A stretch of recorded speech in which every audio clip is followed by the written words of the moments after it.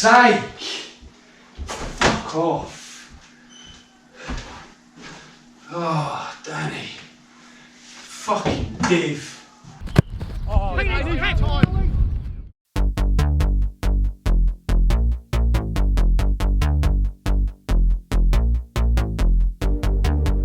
It's a Tuesday night in Dorking, mid-lockdown. Wanderers were supposed to head to London tonight to face the struggling Dulwich Hamlet, but with their hosts unable to entertain, the fixture has been switched. For the team, there's expectation. A win tonight would almost certainly send them top of the table. Manager Marc White is aware, but not fixated. His focus is on coaxing out a better performance from his players than the one that brushed aside Tunbridge Angels a few days earlier.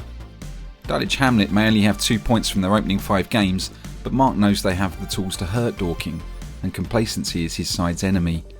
They know what they're doing, and anyone watching this tonight needs to understand the levels. You know, this is a brilliant management team. They've got players out there tonight. McGregor, you know, done benches last year against Man City in the Premier League. The other centre mid, 400. Timlin, 400 Football League appearances. Yep. Right, Danny Mills, exceptional striker. They've got great players out there. They've got better players out there than a lot of clubs. The only thing they're not doing right now is winning. So they'll be looking to turn that round. But Gavin, I can't speak highly enough of them, and I will do whether we win, lose or draw. And I tell you what, if we did go against us tonight, whilst I'll be annoyed, you know, it'd be one of the rare occasions that if it went wrong for us, I'm glad it went wrong against them boys. All good boys, yeah? All good, Bazza. Yeah.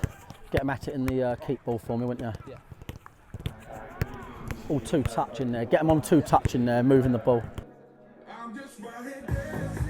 Don't forget though, because they're playing a back 3 and he's blocking you off, if Alfie goes round the corner, just tell him to fucking just put it round there quickly. Yeah. So it's going to be like a fucking wing-back competition. So what it should look like then, a one-man midfield overload, unless they drop in a striker and give it to our centre-half, okay? Yeah, what that means is use the overload in midfield, but not just playing out, especially with the transfers. Really big deal, having a spare man all the time. I guarantee you start the better side, okay? And this is about, because they'll be coming into this game thinking, right, look, this is going to be hard. And 95% of Junior's team talk will be talking about how to stop us playing out. So the mentality straight away is all about defending and worrying about other things happening, not really about what they're doing. So what's really important is you play that role. You have a really, really good start. So their whole mindset on the bench and as a team is, well, who was supposed to be picking up him? You want them saying that shit within 2 minutes. So we're going to do everything really, really quick. Loads of tempo, loads of pace, get up the field. Ref seems a nice bloke, get him on your side. Yeah, that's what to do. But the most important bit is, like Beardy travelling up the left, and he gets a nice call. He gets told to put his foot in it sometimes. You know what I mean? Put your foot in it, because that's when we are so dangerous. That's when we're at our best, when we just put a foot in it and just come back out. You know, that's what we do really well as a team, all right?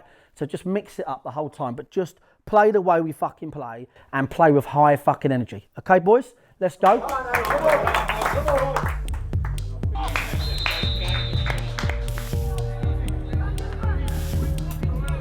Dorking do precisely as requested and start brightly. Alfie Rutherford's cross leading to a blocked shot from Niall McManus. Keep Beardy on his toes. The ever-lively Rutherford is at the heart of Dorking's early forays, providing neat touches and finding space to shoot, testing Dulwich keeper Charlie Granger. Good Alfie! Good Alfie!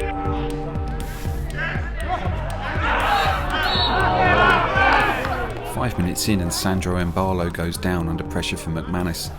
His seemingly dramatic fall belying what turned out to be a match-ending injury for the fullback.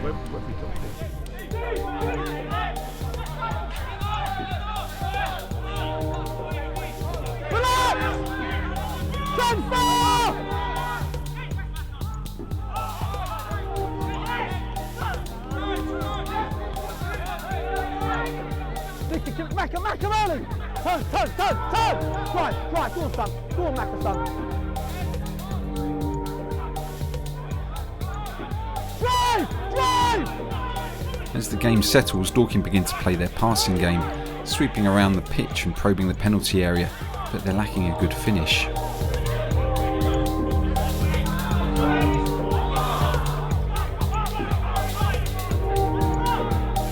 Take your chances, lads! Still, Dorking continue to press, keeping Dulwich pegged back. James McShane's deep cross is headed well wide of the mark by Ed Harris. Turn around! A neat flick on from Jason Pryor puts in Rutherford, but the hard-working striker's shot is dragged inches wide of the far post.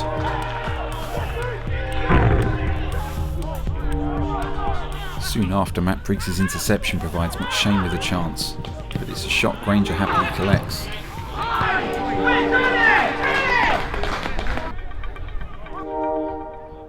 On the stroke of half-time, Alfie Rutherford brushes the leg of Hamlet captain Michael Timlin. The hugely experienced former Fulham man goes down, but it's rather fortunate Rutherford didn't make contact. It's goalless at half-time. Yeah, I think we'll keep it as it is for now. Listen, boys, we've played some good stuff. We've played some great football there, and we've defended well. Couple of things. The communication is, from some players, could be better. Okay? Beardy, Nicky in front, that's no good. It's no good. It's no good, boys. I don't want to fucking lose, and you two not talking could cost us something. Okay? If we need to get high, because you notice what they've done, it's like really weird, it's almost like a fucking alarm went off. When we done it, they went, "Hey, get back," and they literally dropped them all in straight away, because they're worried about that. Now, we don't just want to start doing that every time, because when there's room to play, we play, and we try and get it out to Briggsy and out to Nicky on the wings. That's what we do, and we're doing a good job of it, right? But that there, when we do get that there, and it's pressed, if it comes out to Beardy and it's tight, and Beardy we go inside, right, that we might then just go and think, right, go on and get the fuck off Jason. That means the nearest winger getting narrow. That means Alfie getting beyond him. That he hasn't lost a header. Not one fucking header. And he doesn't often. But this is not me giving you a green light to go direct, because that won't work. Because when we went too direct, for that little 10-minute spell, all of a sudden they just got themselves on the ball and they used their overload to just start putting it back on us. I think the last third, we've rushed it a little bit. I want to see us relax a little bit, and I think we'll pick them off. Okay, boys? But don't forget, mix it up now. Jace, but go high with him, or we just keep playing. And if it is left side, let's start making sure we know what we want to do with the ball. It's not just the same bosh there. Okay? Simple as that. Good? Come on, boys, let's go.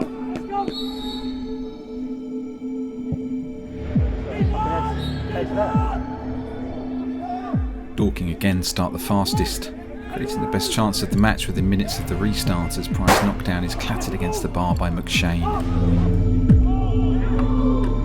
At the other end, Dulwich create a golden chance of their own as the ball flashes across the Dorking goalmouth.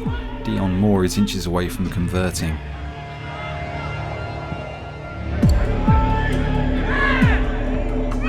Despite dominating possession, Dorking's players focus on Mark's comment that the long ball might be effective. Ignoring his insistence that it's not a green light to play long ball football, his side begin to focus on hitting the target men, and the tactic proves ineffectual. Lads, loads of time, get back on the ball! With half an hour to go, Mark tweaks the team, with Dan Gallagher joining on the left-hand side of a back three.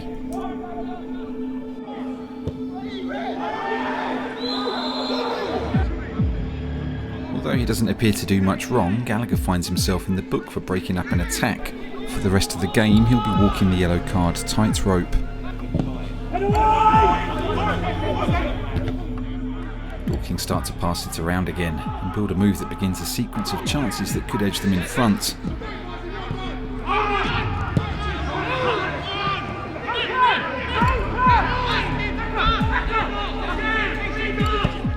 Firstly, Jimmy Mewitt's cross is turned over the bar by a defender.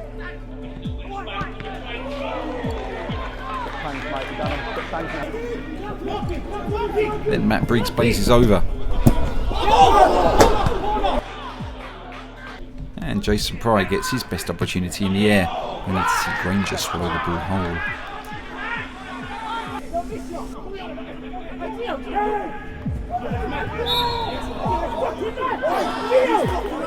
With the pressure building, controversy strikes in the form of Sanchez Ming's forearm. While it's hard to imagine a man with the entire works of MC Escher tattooed on his leg being perturbed by a brush in the face, the merciless Ming can consider himself fortunate to have stayed on the pitch. The referee and linesman know something happened, they just don't know quite what. Unable to find a fox in the box chance, Pryor drops deep to get a shot away. Granger once again saves.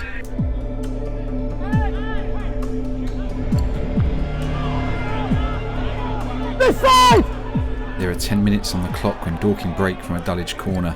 Despite Pryor being brought down, the attack continues, but Niall McManus sees his effort blocked. There may be no goals, but there are plenty of chances. Michael Timlin's long-range strike bends dangerously close to the Dorking goal, reminding the hosts they could still lose this one.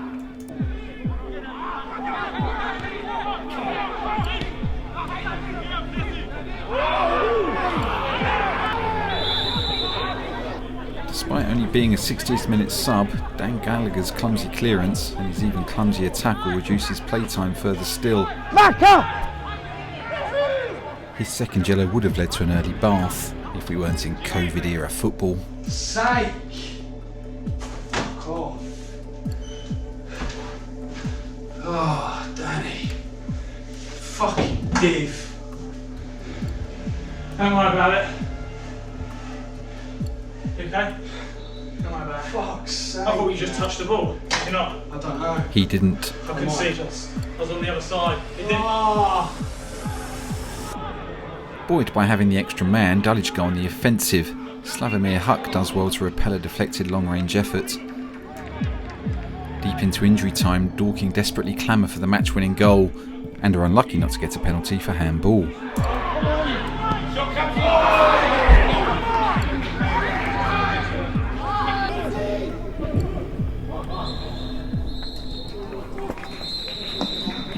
Cheers, Gav.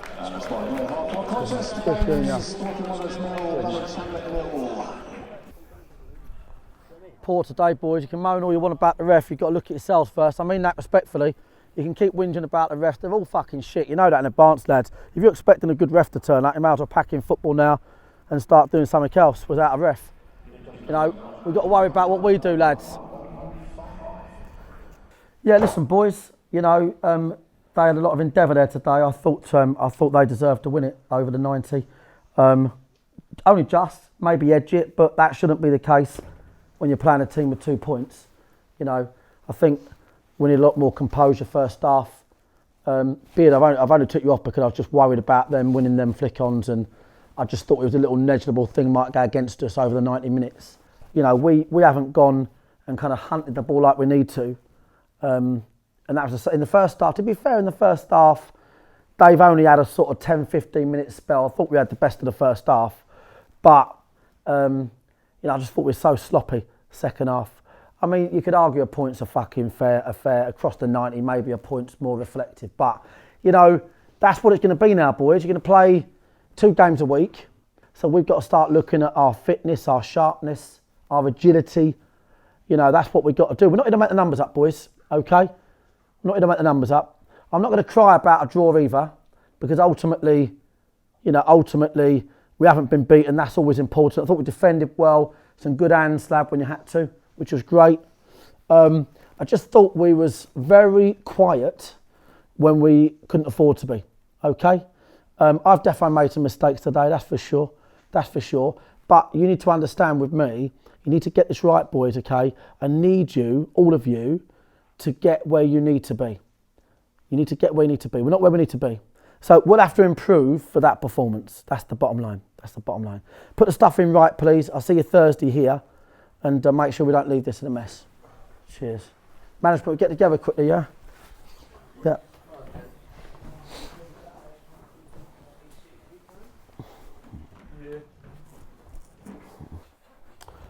I don't want to go round and get 150 opinions, to be honest, because I think at the moment we all need to have less opinions, to be quite frank. I'm going to take control of this shit, big time, okay? We need to start seeing what's going on out there. You know what you're going to get. You're going to get headless chicken. You're going to get a... Fucking hell, Tone. I don't know. John, the only person I'm going to ask for an opinion, because you've watched it from afar, and you always give a good narrative. Across the game, would you say a point, or they shaded it? We haven't come up against that formation, that 3-4-3, and I think the space was in midfield, especially between the midfield and defence, where we had the overload. It's just we didn't exploit that today enough. What I've done at half time is I've turned around and said to them, right, look, there's a bit of a win here with Jason winning flicks, and they've just fucking gone bosh, go on then, and just fucking sent it long.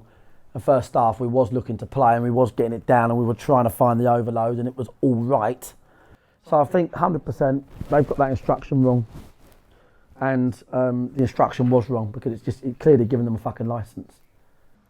Having put in a solid stint in midfield for the away side, former Fulham, Southend, Swindon and Stevenage midfielder Michael Timlin was on hand to give a Dulwich perspective on proceedings. If I'll be honest, on the run what we've had, we haven't been great. We individually we need to do a bit better. Collectively as a team we need to be better. But it was a good result for us considering what's been happening lately. But me personally, I think we should have got something more out of the game. That's not saying that we were the better team. It's just we felt as though we were on the front foot, and I'd like to think that if anyone was watching, they probably saw Dorking change their style. They went from back to front quite often. They had to make 1 or 2 changes because we were affecting them. And then obviously when a man gets sent off, you need to capitalise on that. But like I say, we have to take stock of what's been going on recently for us in the league. But yeah, for me, it's a disappointment that we couldn't capitalise on the situation. But the only way that we can do that is by going on Saturday and getting a result in. Yeah, I felt like we had a good first half across the sort of 90. I wanted to be in control. Obviously, the boys, they very much take the flavour that you put into them, you know. But annoyingly, I got it wrong today, which is quite annoying. But that happens. I mean, that's just how it works. I kind of gave them the wrong instructions really at half time. Changed the game really. Went way too direct, and all of a sudden we were just second best for long periods in the in the second half. I seldom lie to the players. I might not be as harsh as I should be, but I'll always obviously say what I think, cover what I think. But no, I mean it was management team probably were the poorest performers on the day, and that's it's not often I say that. To be fair, not often. I do find that fascinating, covering Chold, where you've got one guy who bounces ideas off 2 or 3 people but doesn't really listen to a word they say, and is solely responsible. And then I've got you, and you're surrounded by a team of people who are dedicating themselves to figuring shit out. And are you a bit like Bucks in the sense that you just take that on board and then you do your own thing, or do you entrust them and you say, right, that's what you think, we're going to do that? No, the former really. I mean, I'll listen, but always do what I think's right. But then, if I think I'm getting a bit too much information from various sources, then I'll go into sort of drawbridge up and then just do what I think the right thing to do is. That's always served me well. I've always been at my best when I just go, right, this is what I'm doing. Backed into a corner for sure. So I'm looking forward to the rebound for Saturday, you know, already. But, you know, that's Dorking Wanderers, you know. You draw at home to Dulwich Hamlet and you feel like you've just been beaten 6-0. You know, we haven't. We've got a point. We weren't great. You know, very poor second half, and you know we've lost 1 game in I think in 8 or 7. So it's not a bad start, but bad day at the office, and we can learn from it. You know. Hit subscribe to be entertained by a bunch of amateurs every single week. Ish.